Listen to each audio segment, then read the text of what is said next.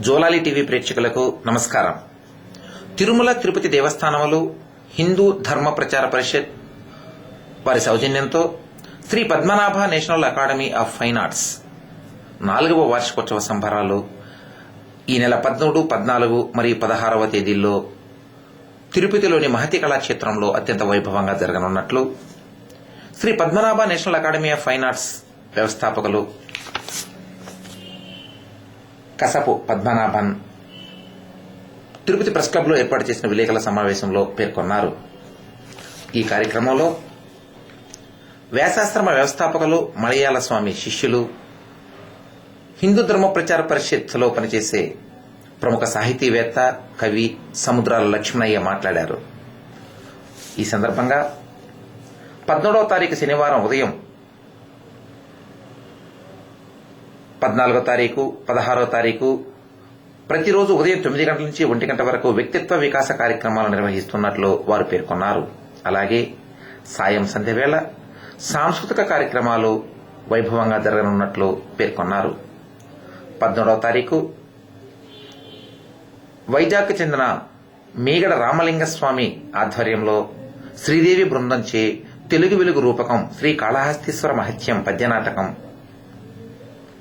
14వ తేదీ రాత్రి సంప్రదాయ వాయిద్యాలచే వాయిద్యలహరి పాంచజన్యం వారిచే అపూర్వ సంగీత కార్యక్రమం డాక్టర్ కృష్ణ విజయవాడ వారిచే ఉషా పరిణయం గొప్ప పౌరాణిక దృశ్య కావ్య ప్రదర్శన నిర్వహిస్తున్నట్లు తెలిపారు. అలాగే 16వ తారీఖున భరతనాట్యం ప్రదర్శన కార్యక్రమం, తిరుపతికి చెందిన గజేంద్ర వారి నేతృత్వంలో శ్రీనివాస కళ్యాణం పౌరాణిక పద్య కావ్య ప్రదర్శన అత్యంత వైభవంగా నిర్వహిస్తున్నట్లు వారు పేర్కొన్నారు. పత్రికా విలేకరులకి, ప్రింట్ మీడియా, ఎలక్ట్రానిక్ మీడియా వారికి నా వందనములు. నేను Shri Padmanabha national academy of fine Arts founder, president.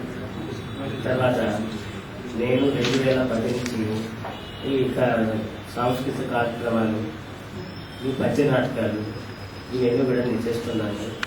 నాకు దీనిపైన ఇన్స్పిరేషన్ మహామహోపాధ్యాయ శ్రీ సముద్రాల లక్ష్మీ, డాక్టర్ శ్రీ సముద్రాల లక్ష్మీ నాయుడు గారు వారి యొక్క భావాలు ఏమిటంటే, ఈ అంతరించిపోతున్నటువంటి తెలుగు సాంప్రదాయాలు కాపాడుతూ తెలుగు పద్య రచనతో పాటు ఈ సాంస్కృతిక్ కూడా ఇంప్లిమెంట్ చేయమని మాకు హితోపదేశం చేశారు. ఆనాటి నుంచి అంటే 2010 నుంచి కూడా నేను ఈ కార్యక్రమాలు చేయడం మొదలుపెట్టాను. చాలా సక్సెస్ఫుల్ గా కూడా జరిగింది ఈ నాటకాలు. ఇంతే కాకుండా నేను అదర్ లాంగ్వేజ్ అంటే నేషనల్ అకాడమీ ఫైన్ ఆర్ట్స్ కాబట్టి మణిపూరి, అస్సాం, ఒరిస్సా నుంచి కూడా ఆర్టిస్టులు పిలిపించి వారి చేత నేను వారి భాషల్లో నాటకాలు వేయించాను. తర్వాత మన తెలుగు సాంప్రదాయాన్ని కాపాడడానికి పద్య నాటకాలు ప్రోత్సహించి హైదరాబాద్, విజయవాడ, విశాఖపట్నం నుంచి పిలిపించాను. ఈ విషయాలను కూడా మా గురువు గారు మేము చేసే కార్యక్రమాన్ని మీకు వివరిస్తారు.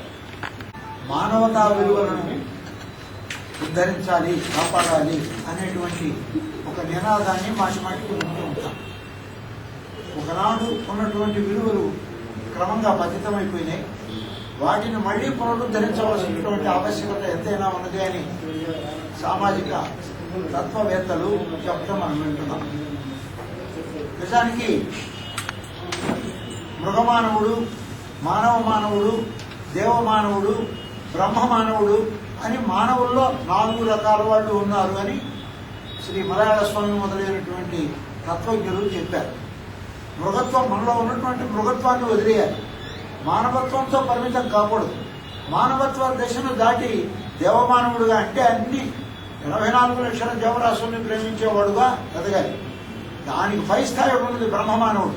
అంటే చరాచరములు, కొండ, బండ, చుట్టూ, చేమ మొదలైనటువంటి వాటిల్లో కూడా దైవతత్వం ఉన్నది అని మనం గ్రహించినప్పుడే మన ప్రవర్తన, మన సమాజము, మన చుట్టుపక్కల పరిసరాలు మరి శుభప్రదంగా మనకు ఆనందదాయకంగా ఉంటాయి.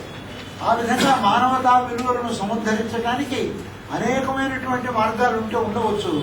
ఆ మార్గాల్లో సాంస్కృతిక కార్యక్రమాలు, సంప్రదాయ సిద్ధమైనటువంటి కళలను మరి సత్కార్యక్రమాలను మనం సముద్ధరించి సంరక్షించడం ద్వారా మనము మానవతా విలువలను ఉద్ధరించడానికి వీలున్నది అని. ఎందుకంటే మన భారతదేశంలో అనాది నుండి కూడా ఈ కళలు 64 కళలు ఉన్నాయి.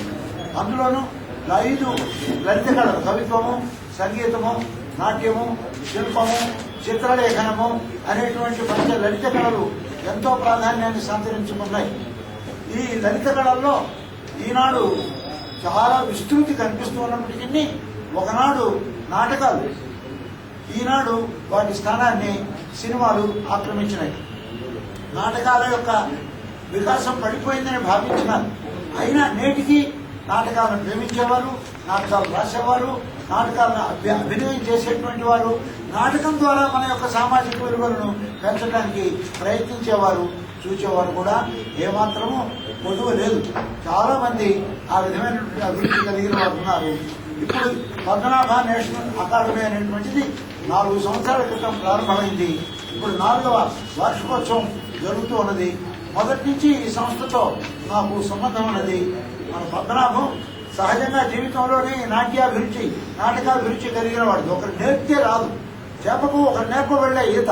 ఆ ప్రకారంగా అతనికి ఈ నాటకాలు, ఈ కళల మీద ఉండేటువంటి అభిరుచి సహజంగా వచ్చింది. కాబట్టి తన ప్రయత్నము, ఇతరుల యొక్క సహకారము, పెద్ద పెద్ద నాటక కళాకారుల సంస్థలతో పరిచయము, వారిని తిరుపతికి రప్పించడము, మహతి మొదలైనటువంటి ప్రదేశాల్లో ఆ ప్రదర్శనలు ఇప్పించడము, తద్వారా మన సంస్కృతిని, మన యొక్క సంప్రదాయాన్ని, మన యొక్క మానవతా విలువలను పెంచడం అనేటువంటి కార్యక్రమానికి నడుము కొట్టుకొని ఆయన ప్రయత్నించడము మనకు చాలా సంతోషకరమైన విషయం.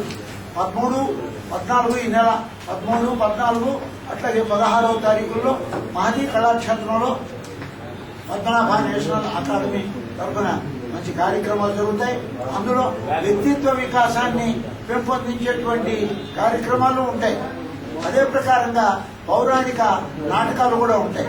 పౌరాణిక నాటకాల్లో మన కాళహస్తి మహాత్మ్యం అనేది చాలా ప్రధానమైనటువంటి మొదటి రోజు నాటకం, 2వ రోజు ఉషాపరిణి, తర్వాత 16వ తారీఖున శ్రీనివాస కళ్యాణం.